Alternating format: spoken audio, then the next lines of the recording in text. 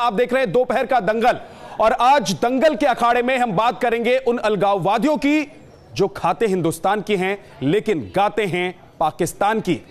कश्मीर के ये अलगाववादी नेता भारत में रहते हैं, यहां की आबो हवा में सांस लेते हैं, यहां उन्हें हर सुख सुविधा मिलती है, लेकिन उनका दिल पाकिस्तान के लिए धड़कता है। वो पाकिस्तान के सुर में बात करते हैं। ताजा मामला हुर्रियत कॉन्फ्रेंस के नेता मीरवाइज उमर फारूक का है। उमर फारूक ने पाकिस्तान के विदेश मंत्री शाह महमूद कुरैशी से बातचीत की है। फोन पर दोनों की बात हुई है और बताया जा रहा है कि बातचीत कश्मीर के हालात को लेकर हुई है। अब सवाल यह है कि आखिर मीरवाइज ने यह बातचीत किस हैसियत से की, उनका एजेंडा क्या है और क्या उनकी यह हरकत देशद्रोह की श्रेणी में नहीं आती है। आज हम सवाल पूछेंगे दोपहर का दंगल में। आज का मुद्दा है, क्या कश्मीर के अलगाववादी देशद्रोही नहीं है? मीरवाइज उमर फारूक ने क्योंकि पाकिस्तानी विदेश मंत्री से बात, क्या अलगाववादी पाकिस्तान के इशारे पर नहीं चल रहे? आज के मुद्दे में हम इन्हीं सवालों पर चर्चा करेंगे। हमारे साथ खास मेहमान इस पर बात करने के लिए हैं और इस मुद्दे पर हमारे साथ बात करने के लिए जो मेहमान हैं उनसे एक बार आपका तारुफ करवा देता हूं। रिटायर्ड कर्नल शिवदान सिंह, रक्षा विशेषज्ञ, हमारे साथ स्टूडियो में मौजूद है। बहुत बहुत स्वागत है सर आपका। नवीन कुमार, नेता बीजेपी से हमारे साथ हैं। Major general retired GD Bakshi साहब कुछ ही देर में हमारे साथ जुड़ जाएंगे, उनके पास भी चलेंगे। और माजिद हैदर, राजनीतिक विश्लेषक हमारे साथ हैं, उनके पास चलेंगे। तो ये तमाम मेहमान हमारे साथ हैं, लेकिन हम बहस की शुरुआत करें, दोपहर का दंगल की शुरुआत करें उससे पहले अपने मेहमानों को बता दें कि सबसे पहले एक एक मिनट का वक्त हम अपने मेहमानों को देंगे ताकि वो अपनी बात रखें, और उसके बाद इस डिबेट को हम ओपन कर देंगे ताकि हमारे जो बाकी मेहमान हैं वो एक दूसरे के सवालों का जवाब भी दे सकें। नवीन कुमार, सबसे पहले शुरुआत मैं आपके साथ करता हूं। 1 मिनट का वक्त होगा आपके पास, और मेरा सवाल यह है कि आखिर इन देशद्रोहियों को कब तक देश बर्दाश्त करेगा? आपका समय शुरू होता है अब। जी बिल्कुल सही कहा आपने। इन देशद्रोहियों के खिलाफ ही तो कार्रवाई कर रही है सरकार, जब भी तो पीड़ा है। आपने देखा होगा सपा, बसपा, कांग्रेस, टीएमसी और चाहे गुलाम नबी आज़ाद हो, सैफुद्दीन सोज हो, संदीप दीक्षित हो, ये सब कर क्या रहे हैं? ये सैनिकों के खिलाफ है, देश की अस्मिता के खिलाफ है, आतंकवादियों के साथ है, अलगाववादियों के साथ है, नक्सल अर्बन के साथ है। ये इन्हीं लोगों के साथ अपना समझौता ढूंढ रहे हैं, इन्हीं के साथ गठबंधन, महागठबंधन बनाने की बात कर रहे हैं। सरकार ने ऑपरेशन क्लीन जब से चलाया, जब से पाकिस्तान और उनके साथियों की कमर टूटी है आतंकवादियों की कश्मीर में, तब से ही इन लोगों को पीड़ा है। और पीड़ा इस बात की है कि सरकार किस प्रकार से आतंकवादियों को, सेना के जवान किस प्रकार से इनको ठोक रहे हैं।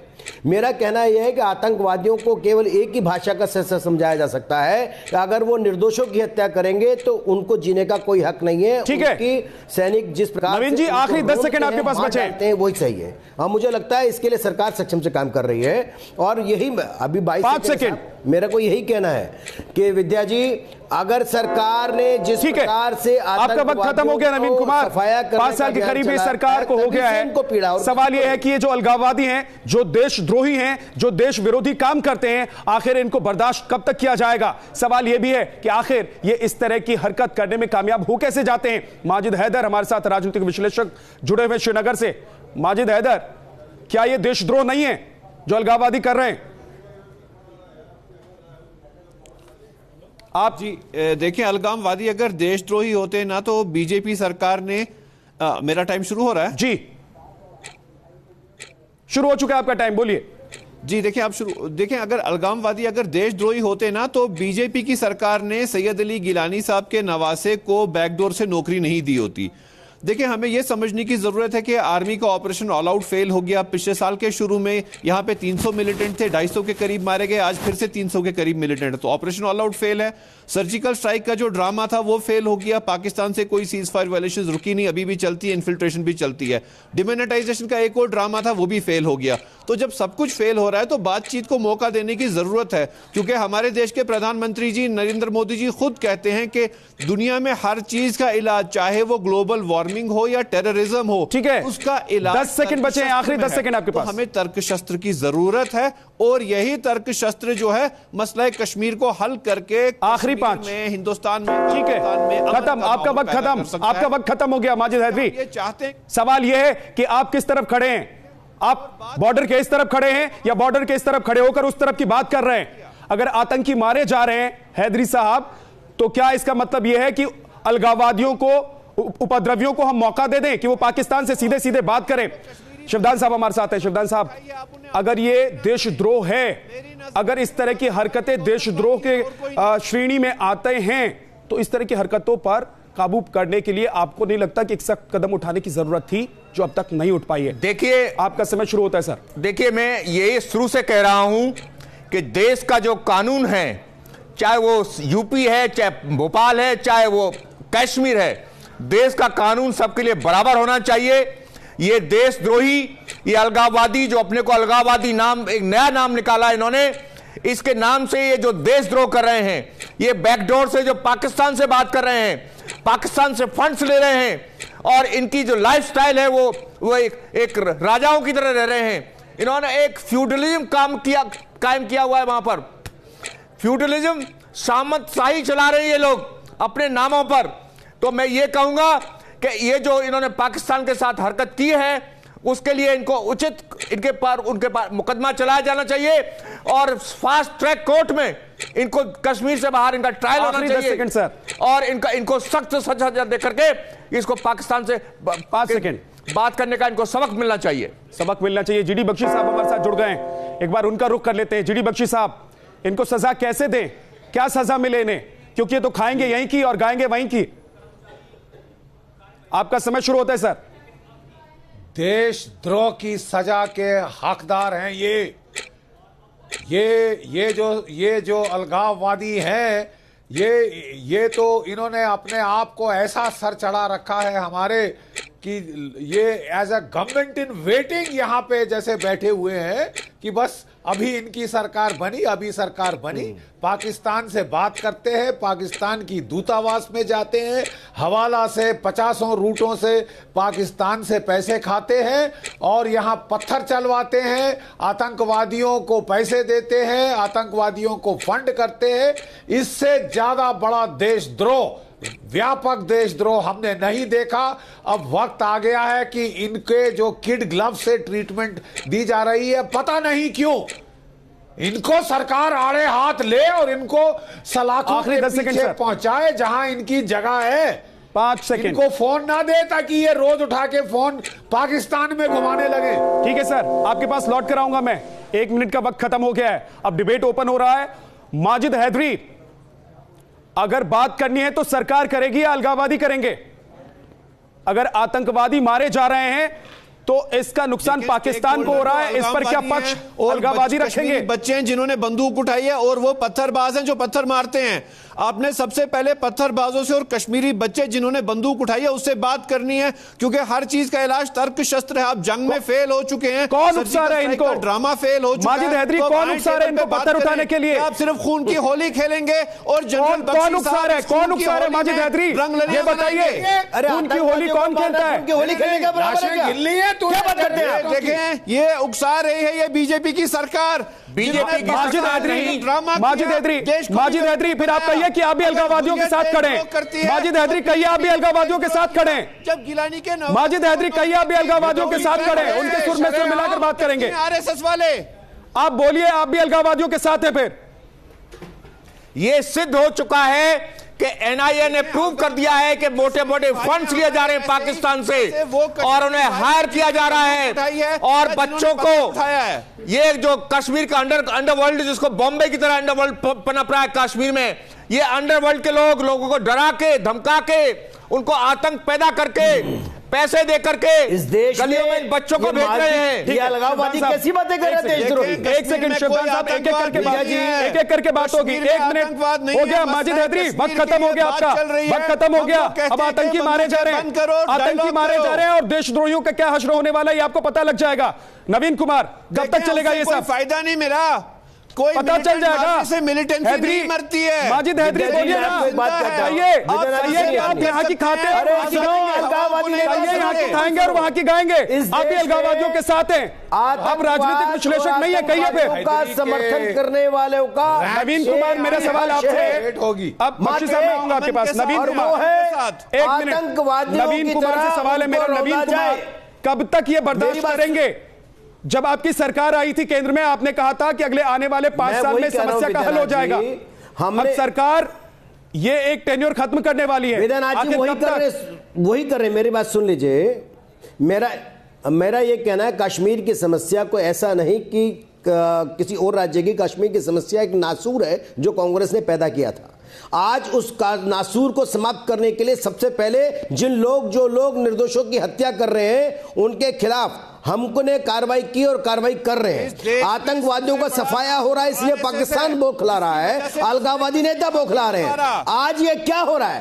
कांग्रेस के नेता कहते हैं रात को मिलते हैं, अलगाववादी नेता ये जाकर के पाकिस्तान के लोगों से मिलते हैं। नवीन कुमार जी, ये टीवी पर बैठकर भाषण देना आसान है क्या? नवीन कुमार जी ये कहेंगे, नवीन कुमार जी, टीवी पर बैठकर भाषण देना आसान है क्या? ये भाषण ही हमने तो ऑपरेशन किया है। नहीं, भाषण देना आसान है तो बोलिए। जो आतंकवादियों अगले 5 मिनट में आपको देता हूं, बैठकर भाषण दे दीजिए। ये बताइए ना कि जो सवाल देश पूछ रहा है उसका जवाब क्या है? जो सवाल देश पूछ रहा है उसका जवाब दीजिए। देश कह रहा है कि कब तक आखिर ये सब चलेगा? इस देश के जवान आतंकवादियों को मार कर आते हैं, उनको अपमान करते हैं।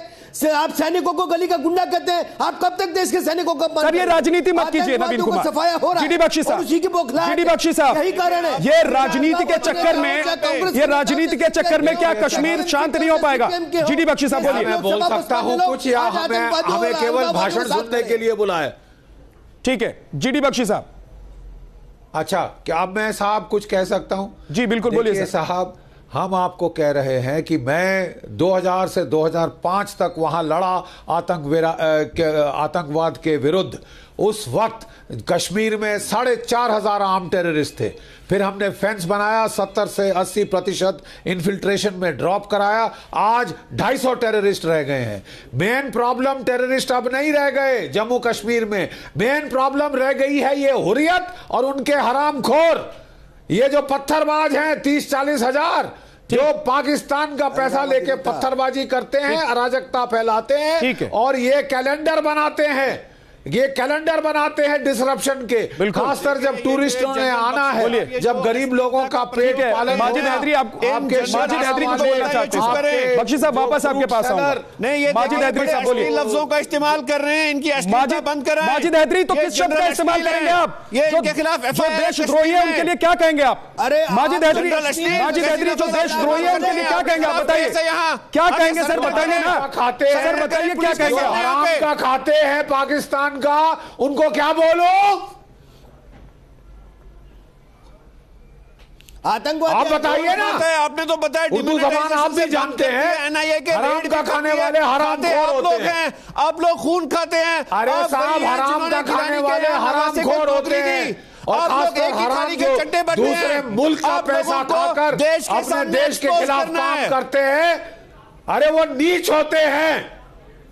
गद्दार कहा जाता है उनको। आप वही अफसर हैं जिनकी वजह से इन्फिल्ट्रेशन चलती है। आप लोगों को पहले सीबीआई इंक्वायरी होनी चाहिए। माजिद हैदरी, जरा संभल कर, एक सेकंड रुके। माजिद हैदरी, आप कुछ भी नहीं बोलेंगे। माजिद हैदरी, आप कुछ भी नहीं बोलेंगे। आपको हमने बुलाया, इसका मतलब ये नहीं कि आपको जो मन करे बोलेंगे आप। ये सैनिक है, इसलिए आप बैठे हैं कश्मीर में शांति से। हमारे जवान खड़े रहते हैं, इसलिए आप ईद मना पाते हैं। माजिद हैदरी, इसलिए आप कुछ भी नहीं बोलेंगे। 80% कमाल फेंकते हैं आप लोग। आप राजनीति में आने के लिए देश के सैनिकों को अपमान कर रहे थे। यहाँ कोई आतंकवाद के समर्थन में खड़े पूछना चाहता हूँ, तभी आपके 250 रह गए। बक्षी साहब 1 मिनट रुक जाइए। बक्षी साहब 1 मिनट आइए। बक्षी साहब 1 सेकंड, अब वक्त नहीं है ज्यादा। शिवदान सिंह साहब बोलिए। माजिद हैदरी से मैं ये पूछना चाहता हूँ कि जो पीओके में कश्मीरी रह रहे हैं, क्या उनकी हालत आप लोगों की हालत से ज्यादा अच्छी है, जिसकी वजह से आप बार बार कहते हैं पाकिस्तान से बात की जाए? पाकिस्तान से बात क्यों की जाए?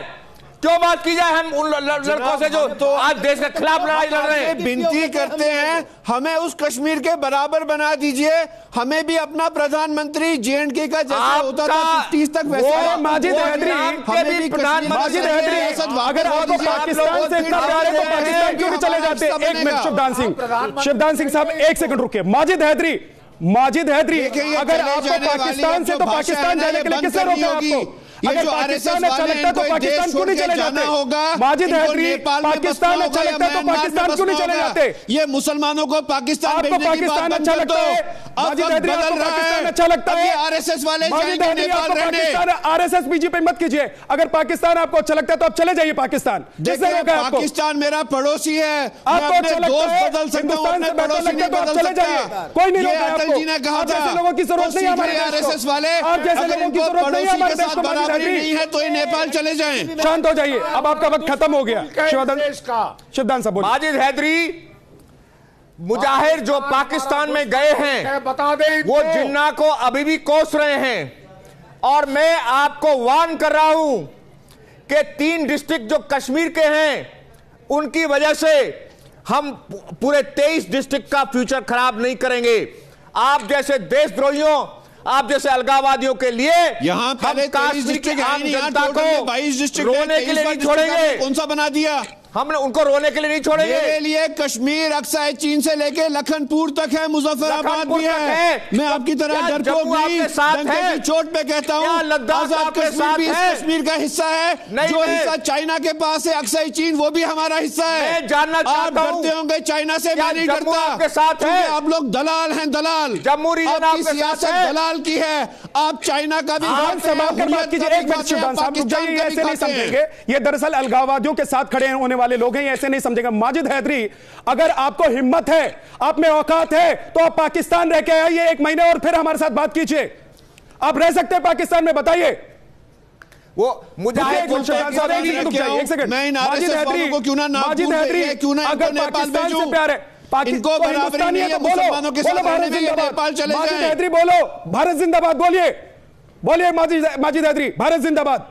देखिए, मैं यहाँ पे नारेबाजी के लिए आया नहीं हूँ। मैं नारेबाजी के लिए नहीं आया हूँ। देश से प्रेम मैं एक नारा दे सकता हूँ, देश से प्रेम करते हैं कि नहीं करते? ये सब मेरे साथ बोलिए, हिंदुस्तान जिंदाबाद, बोलिए हिंदुस्तान जिंदाबाद। हो चुका है, नहीं बोलेंगे आप, क्योंकि मुझे पता है आप उन्हीं लोगों के साथ खड़े हैं। मैं तो कश्मीर जिंदाबाद भी कहूंगा, हिंदुस्तान के लिए भी कहूंगा, पाकिस्तान के लिए भी कहूंगा। आप हमारा मसला हल कर दें, ठीक है? आप हमारा मसला हल करें। खत्म माजिद हैदरी, माजिद हैदरी, वक्त खत्म। आतंकी मारे, इंडियन आर्मी यहाँ हमारे बच्चों को मारेगी और आप समझते हैं मैं हिंदुस्तान जिंदाबाद कहूंगा? ठीक है, इतना बेगैरत नहीं हूं मैं, इतना मैंने अपना धर्म नहीं बेचा, अपना जमीर नहीं बेचा। समझ में आ रहा है। नवीन कुमार 30 सेकंड आपको दे रहा हूं मैं। नवीन कुमार 30 सेकंड में आपको दे रहा हूं। आप बताइए इस समस्या का हल कब तक और कैसे? हिंदुस्तान के पैसे खाने छोड़े आपने। नवीन कुमार जी 30 सेकंड है, बहुत स्पष्ट बात है। 30 सेकंड में नवीन कुमार जी आप बताइए इस समस्या का हल कब तक और कैसे? साहब, मेरा कहना यह है कि आतंकवादियों के खिलाफ जो लोग निर्दोषों की हत्या कर रहे हैं, सरकार, देश की सेना, देश के जवान उन आतंकवादियों का सफाया कर रहे हैं। बंदूक की भाषा का जवाब बंदूक से दिया जाएगा और बातचीत की भाषा का जवाब बातचीत से दिया जाएगा। लेकिन बातचीत करने से पहले आतंकवादियों का सफाया होना जरूरी है। सरकार वही काम कर रही है। आज आतंकवादी कश्मीर से भाग रहे हैं और पूरा पाकिस्तान को खुला रहा है, और यही कारण है जो उनसे हिफाजती है, चाहे वो सभा पीड़ा है। और इतनी अधिक पीड़ा है कि वो इस देश के हिंदुस्तानियों को हिंदुस्तानी से लड़ाने की साजिश रच रहे हैं। मैं ये कहना चाहता हूं बड़े विश्वास के साथ, इस देश की जनता जानती है कि आतंकवादियों को जिस प्रकार से मुंह तोड़ जवाब इस बार सेना ने दिया, इससे पहले कभी नहीं दिया। ठीक है, बहुत बहुत शुक्रिया, बहुत बहुत शुक्रिया। लेकिन सच्चाई ये है नवीन कुमार जी कि अभी भी अलगाववादी सिर उठा रहे हैं, अभी भी अलगाववादी पाकिस्तान के मंत्री के साथ बैठकर बात कर रहे हैं, फोन पर बात कर रहे हैं, उनके पास जाते हैं, मिलते हैं। ये तमाम खुफिया एजेंसियां जानकारी हमें देती है, उसके बावजूद अलगाववादी खुलेआम घूमते हैं कश्मीर में, अपनी बात बोलते हैं। इससे ज्यादा आजादी उन्हें और क्या मिल सकती है? लेकिन सवाल यह है कि कब तक हिंदुस्तान का ये खाएंगे और पाकिस्तान की गाएंगे। दोपहर का दंगल में आज के लिए इतना ही। आप रहिए हमारे साथ, देखते रहिए। बहुत बहुत शुक्रिया।